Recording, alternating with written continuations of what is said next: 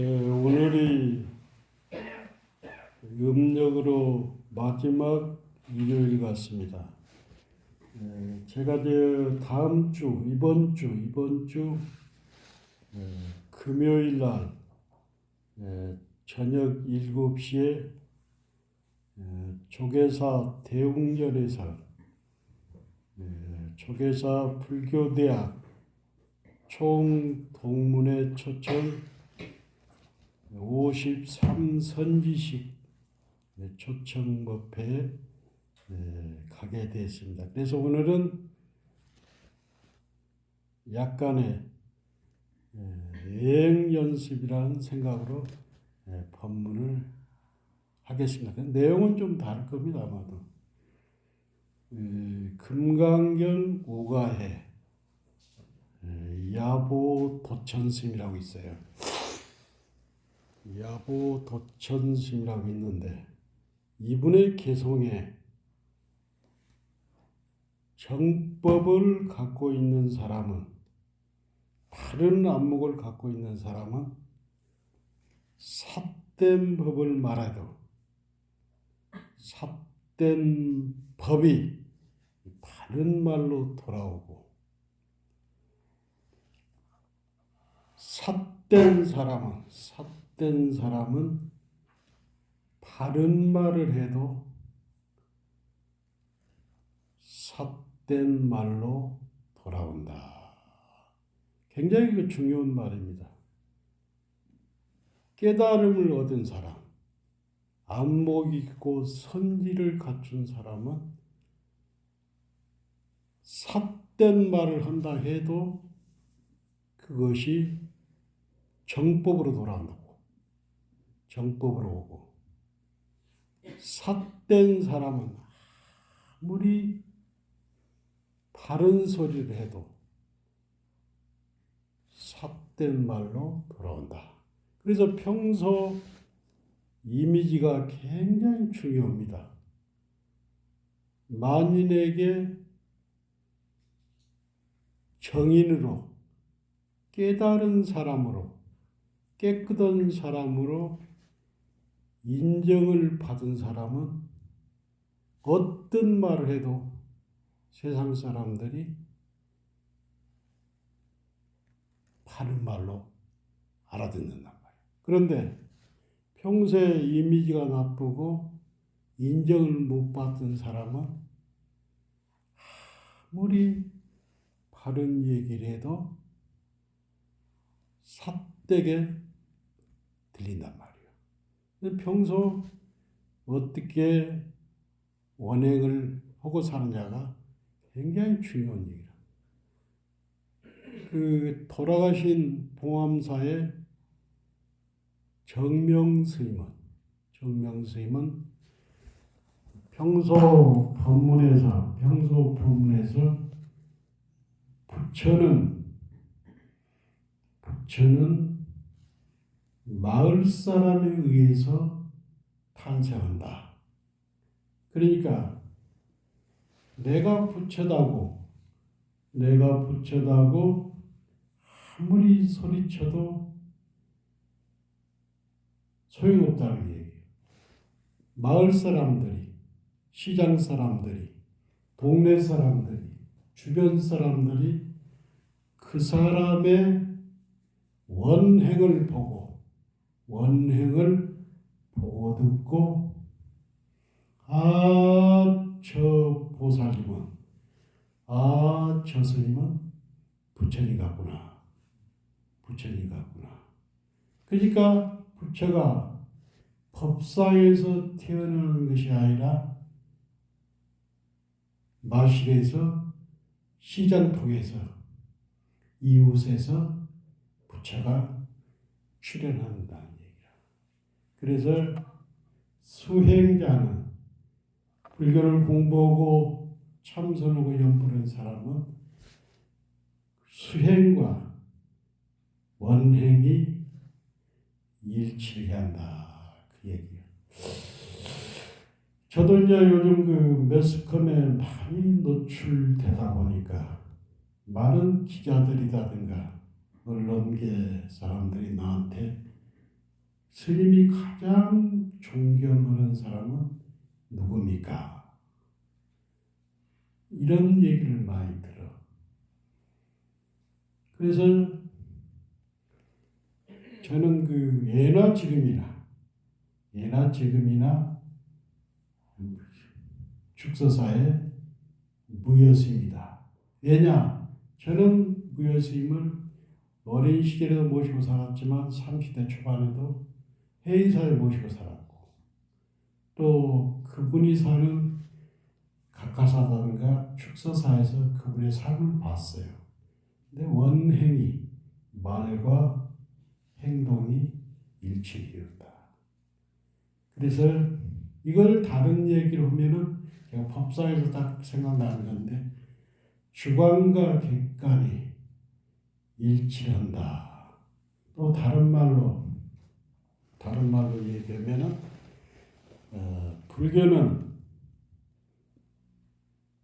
불교는 어떤 종교냐 질문을 많이 받는데 대부분의 얘기를 물어보면은 불교는 깨달음의 불교다. 깨달음의 종교다. 나는 이렇게 대답하면은 이것은 반쪽뿐이 안 된다. 불교는 깨달음을 실천하는 종교다. 다른 말로 얘기해서 이성도업 하하중생이 대한다. 교화가 없는 깨달음이 없는 불교는 반쪽짜리다. 깨달음이 실천되지 않으면 자비가 세상에 구현되지 않으면 불교는 반쪽짜리다. 부처님께서 깨달음을 얻어가지고 45년 동안 눈비니부터 시작해서 열반하실 때까지 중생 교화를 하시다가 서서 돌아가셨다. 그래서 깨달음이 실천되지 않는 종교는 반쪽짜리다. 굉장히 선방 스님들한테는 선방에 공부하는 보살님이나 수자들한테는 굉장히 그 중요한 말이다. 그래서 옛날 스님들이 오연스님, 설악산 오연스님의 워럭에 봐도 자기가 어렸을 때 어떤 큰 스님을 찾아갔는데 어떻게 중노릇을 향하면 잘 향합니까? 이렇게 물어봤다요. 어떻게 중노릇을 잘 삽니까? 이렇게 물어보니까 자복에서 앉아서 죽는 것이 잘한다. 그런데 오연스님께서 나이 80이 돼서 반론을 했어. 불교는 나 혼자 성불해서 깨닫는 것 같지는 반절뿐이 안 된다. 그래서 노스님이 잘못 가르쳐줬다는 거예요. 그 얘기를 오연 조실스님께서 여러 번 한 적이 있어요. 저는 그 어린 나이에는 젊었을 때는 무여스님이라든가 성철스님이라든가 정명스님이라든가 서암스님이라든가 해암스님이라든가 정말 그 25년 이렇게 꾸준히 선방에 다닐 때 많은 스님을 만났는데 저한테 굉장히 나이가 먹어서 울림을 준 스님이 설악산의 오연스님이라고 조오연스님. 저는 그 오연스님을 저한테 그려보라면은 경허스님 플러스 한용운 스님을 저는 두 분의 영혼이 모아진 스님이 오연 스님이 아닌가 저는 생각을 합니다. 그 오연 스님이 나이가 60이 됐을 때 직접 듣은 법문입니다. 인제에서 평소에 알고 지낸 노보살님한테 전화가 온 거예요. 스님, 우리 영감님이 어제 저녁에 돌아가셨습니다. 와서 연부를 해 주십시오 그러더래요. 그래서 오연스님이 그때가 50대 후반 60대 초반인데 막걸리를 한 잔 딱 하고 그 집에 간 거예요. 그 요령 목탁을 들고 갔는데 염을 하는 사람이 와 있는데 화장을 그 염을 하고는 찍고 하고는 막을 것 다 막고는 시체 화장으로 돼. 화장을 쫙 해놓고는 시체에 손을 대고 따고 코로 맛을 보고 시체마다 코로 맛을 보고 그러면서 간을 딱 터뜨려요. 보통 부부간에도 평생을 같이 함께해도 시체, 예를 들어 남편이 부인이 죽은 시체를 보면은 웬만해서는 무섭고 두렵고 그런데 그 염쟁이는 시체마다 코를 내고 맛을 보고 그러면서 간을 정성그리다. 오연스님이 따라나갔대요. 영감님, 염쟁이 노릇을 얼마나 했습니까? 그래. 물어보니까 한 40년 했다 그러면서 나는 살아있는 사람이 거짓말도 하고 해코자도 하고 분별 차별도 하고 무섭지 죽은 사람은 일체가 분별망상이 떨어졌고 말이 없습니다. 그러면서 자기는 뭐 시체가 좋아서보다는 자기 일이 그렇게 좋아서 하고 있다고. 그러면서 스님 한마디 물어봅시다. 지옥과 극락, 쉽게 말해서 10만억 불국토를 지나면은 극락이 있다는데 정말 극락과 지옥이 있습니까? 물어보더래요. 그래서 오연스님이 한 말도 못해. 그러면서 이 염쟁이 한다는 얘기가 스님이 보실 때는 내가 시체 코를 막고 냄새를 맡고 시체를 화장하고 이런 것이 시체를 위해서 하는 것 같지만 결국에는 내가 먹고 살게 합니다. 그래서 나도 공부를 많이 합니다. 그러면서 그 오연스님이 본인은 하함경, 법화경, 금강경에 탈통을 했지만 그 염장이의 하는 모습을 보고 팔만대장경을 다 읽은 것 하면서 자기 자신을 굉장히 돌아봤다고 그래요. 돌아보면서 자기도 지금 누군가가 죽은 시체가 오면 두렵고 무서웠는데 이 염장이를 통해서 무심을 배웠다고 직접 선악산 시은사의 법문을 저는 들었습니다. 그러면서 며칠 지나서 노스님을 모시고 사는데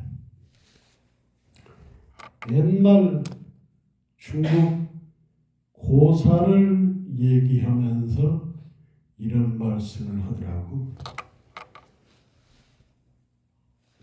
두 선비가 있었는데 과거를 보기 위해서 선비가 과거 시험장에 가다가 어디서 여관에 들어가서 하룻밤을 쉬게 됐는데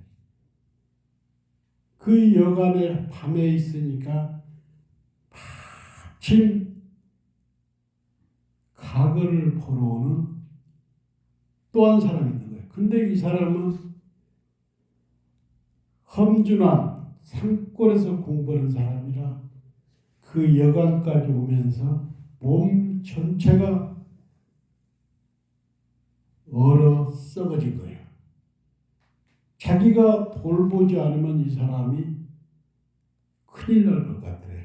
그래서 내일 모레가 과거인데 과거 보는 것을 내려놓고 이 사람을 정성껏 가루를 한 거예요.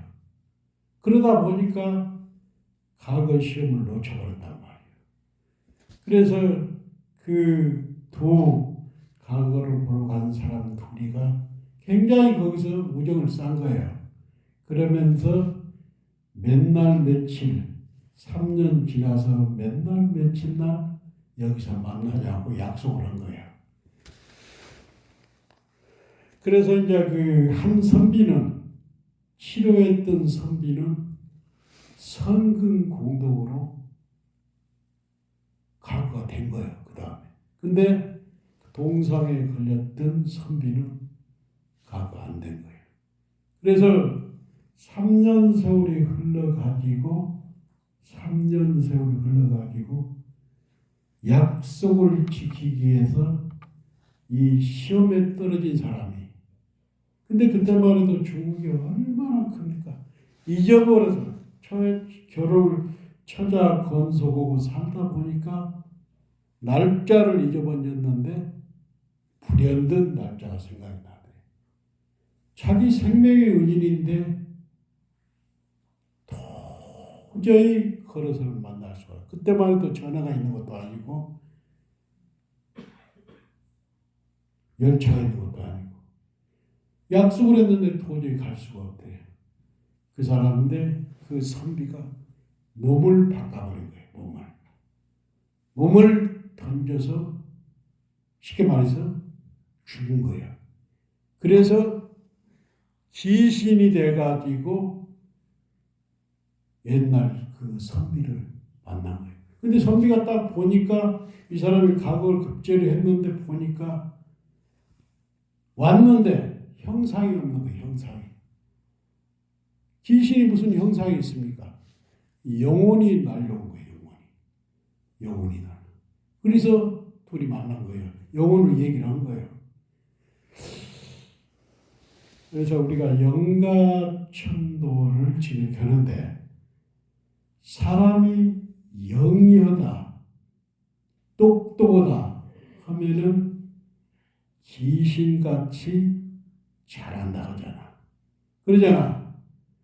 귀신은 비록 형상 몸은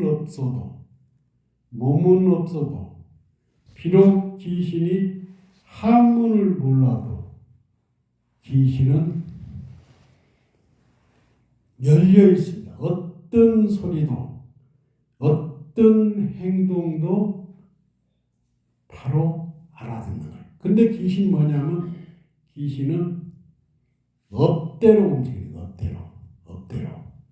그래서 귀신이 평소 지어는 업대로 살기 때문에 바른 경전을 잘 읽어주고 아상, 이상, 중생상, 수자상이 없다면 귀신은 알아듣습니다. 알아듣어요. 영혼이 열려있기 때문에. 그래서 우리가 천도제를 하고 기계사를 지내는 것은 부처님의 아상, 인상, 중생상, 수자상을 부처님의 가르침을 귀신들에게 반복적으로 일러주면 귀신의 업이 녹아가지고 바른 길로 천도가 된다는 거예요. 분명히 근거가 있는 겁니다. 귀신이 영어도 모르고 한문도 모르고 경전도면 어떻게 귀신이 알아듣나? 귀신은 식이 막습니다. 어떤 것도 알아듣습니다. 어떤 것도 수용하지. 그러나 귀신은 지가 지어낸 업대로 살기 때문에 귀신을 타일러서 정법으로 끌어들이기가 어렵죠. 그래서 송담 스님이나 수행을 많이 한 이런 스님들은 한 방에 귀신을 딱 쥐던단 말이에요. 연불자는 사람도 중요하지만 법이 높은 스님한테 천도를 하면은 그 연불도 마찬가지고 정성들에서는 연불이 귀신을 이고든가 시킬 수 있다. 이해가 됩니까? 이해가 되죠? 이해가 충분히 됩니까? 그래 귀신은 그런데 귀신만 그런 것이 아니라 살아있는 영혼에게도 늘 좋은 소리 쉽게 말해서 참선을 하고 경전을 읽고 어록을 읽다 보면 법문을 듣다 보면 업이 소멸되고 분별망상이 녹아떨어지고 새롭게 태어날 수 있다. 이것을 수행이다 하잖아요. 우리가 경전을 보고 참선을 하고 연물을 하면서 가거를 내려놓고 부처님처럼 불생불멸에 늘 상주하는 법승 중에서 늘 상주하는 법신을 만날 수가 있잖아. 깨달음이라는 게 생멸이 없는 우리의 몸뚱이는 하신으로서 생멸이 있지만 우리의 법신은 영원히 불생불멸한다. 불교의 깨달음이 불생불멸하고 불생불멸한 그 불성을 세상에 출현시켜서 그것들을 자비로 실천하는 것이 이성도 하중생이다. 부처님은 그렇게 일생을 살았던 거예요. 얼마 전에 며칠 전에 금요일날 선문영송 요칙이라고 요칙을 다른 말로 얘기하면 선문영송 핵심 이게 선문영송의 염송의 핵심의 가르침이다. 이것이 이제 그 송광사 방장인 현봉 스님이라고 했어. 저는 그 열하철 모시 칠불사에서 봉암사에서 또 태암사에서 여러 철을 모시고 살았죠. 그래서 이분이 선문염석은 누가 지었냐면은 송강사 선방을 수선사라고 합니다. 수선사의 2대 법주, 1대 법주가 보조 진울국사죠. 보조군을 진울국사.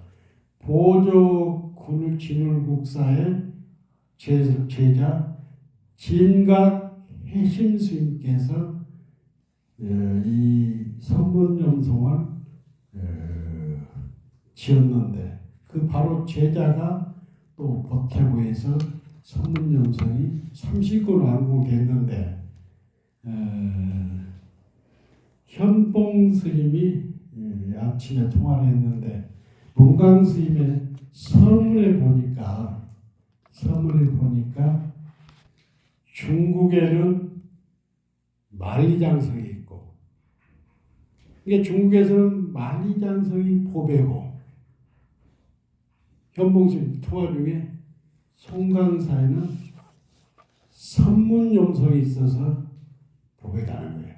이것을 우리 시대의 최고 선지식인 문강 스님께서 이 책을 그동안 강의를 여기서는 안 했지만은 여기서는 일부만 했지만은 몇 년을 통해서 금강사랑 그 다음에 BTN에서 또 어디서 해가지고 이것을 정리를 했다고 그래요. 정리를. 근데 이것이 책으로 이렇게 나왔는데 책에 이제 책을 이렇게 책으로 나오면은 되게 이제 평소 인연이 있는 전종적 진제 스님께서 법어를 하시고 그 다음에 송강사 방장인 현봉 스님께서 추천서를 써주고 그 다음에 우리 문강 스님께서 이 서문을 썼더라고. 그래서 저는 이제 책을 이제 교보문고라든가 어디에 가면은 책을 볼 때 첫 번째는 서문과 에필로그를 봅니다. 그래서 이 서문에 보면은 이 책의 핵심 사상과 왜 이 책을 썼는가 이런 게 나오고 또 책을 다 써놓고 마지막으로 후기락에서 에필로그가 있습니다. 후기. 그래서 저는 어디 가더라도 책을 볼 때 서문과 에필로그를 반드시 보지요. 그래서 서문을 봤는데 서문이 그렇게 길지 않는데 그 서문 속에 문강 스님의 삶과 가르침 이런 것들이 다 포함되어 있더라고. 그래서 이제 제가 아침에 시간도 없어요. 잠깐 밴드에 올렸는데 그러니까 문강 스님이 행자 생활할 때 해암 스님을 만났잖아요. 원당함 해암 스님. 그러니까 수행자는 하두가 없으면은 시천하는 거예요. 그리고 문강 스님 같은 경우는 행자 때 하두를 받았는데 저는 정말로 운이 좋아가지고 18살 때 고창 선우사 노스님한테 이목구 하두를 받았잖아요. 고등학교 3학년 때. 그래서 어떤 수행자든 불교 수행자들은 하두가 있어야 한다. 공안이 있어야 한다. 공안. 그래서 문강을 그것을 받고 그 다음에 동국대학교 나오고 그러면서 제가 잘하는 제가 지리산 7불에서 4년을 살았잖아요. 통강스님한테. 이 통강스님이 누구냐면 강맥으로는 탄어스님 제자라. 그래서 탄어스님, 통강스님, 문강스님으로 이렇게 이어졌고 절집안으로 따지면 동산스님, 지호스님, 여한스님, 이게 통강스님하고 무비스님은 사형사제라. 그 통강스님이 지리산 7불사를 30년 기도 끝에 복원시키고 탄원스님한테 강백을 그것을 받은 거예요. 그것이 문강스님한테 넘어오잖아요. 그런데 통강스님께서 문강스님한테 학시를 내고 선물하는데 선문염송을 주면서 강백은 선지가 없으면은 경을 제대로 볼 수 없다. 그러니까 뭐냐면 아무리 우리가 금강경을 천수경을 달달 외우더라도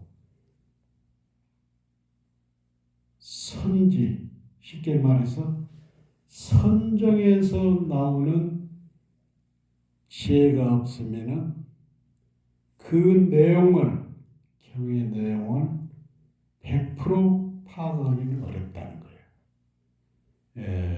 그러면서 이제 그 서문에 이런 얘기가 나와요. 서울에, 지방에서 우리가 서울을 간단 말이에요.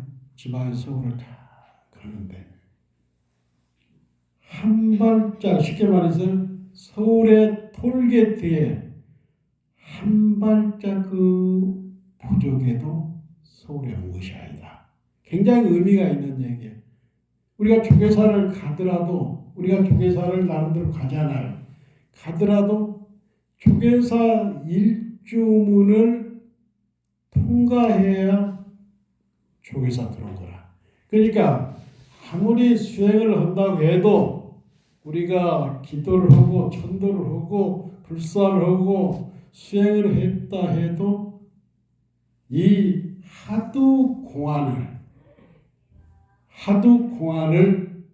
타파하지 않으면 공부 다시 해야 한다는 얘기예요. 그래서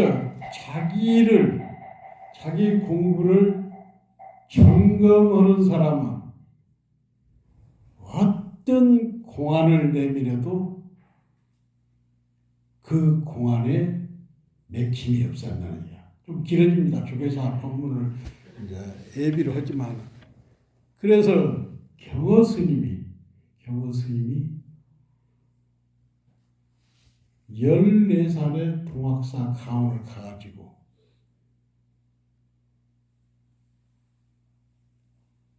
23살에 동학사의 대강주가 된 거예요.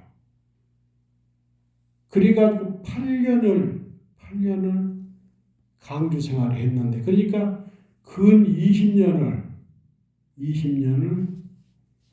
경을 보고 또 14살에 청계사에서 박처사를 통해서 유교 공부를 합니다. 이 경허 스님도 당대 최고 대강백인 만화 스님을 만났어. 그 다음에 박처사를 만나가지고 유교 불교를 공부를 다 했어.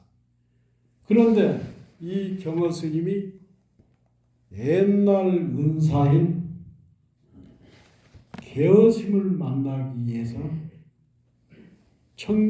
동학사를 떠나가지고 가천 청계사로 가는데, 이 천안에서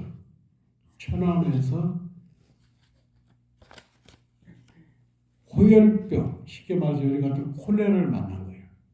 그런데 콜레라 병을 만났는데 그때 당시에 콜레라 걸리면 다 죽지 않아요.